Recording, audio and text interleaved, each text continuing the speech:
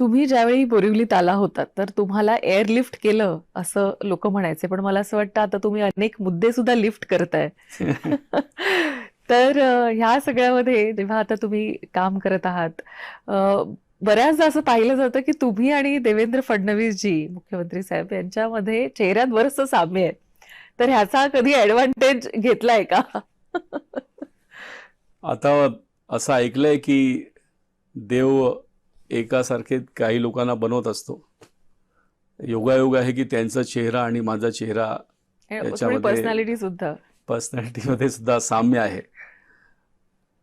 पण देवेंद्रजीच्या कडून त्यांच्याकडे बघून अनेक काही गोष्टी शिकायच्या आहेत.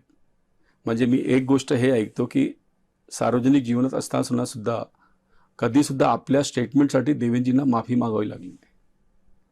तर असं कसं करायचं, विरोधी पक्षांना कसं जिंकायचं, प्रत्येकाला चांगलं वाटेल.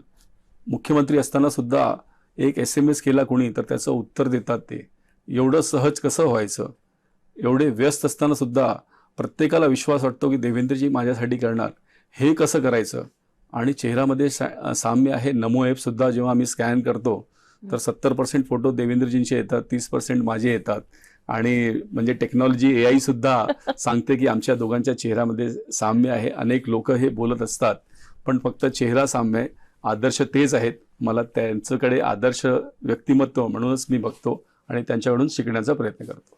पण ह्याचा कधी ॲडव्हांटेज घेतलाय का? किंवा असं अशी कधी घटना घडली आहे का, की आम्ही महाजनादेश यात्रामध्ये असताना हां. देवेंद्रजी मुख्यमंत्री होते आणि अनेक फायली सुद्धा त्यांना रोज अटेंड करावी लागत होती.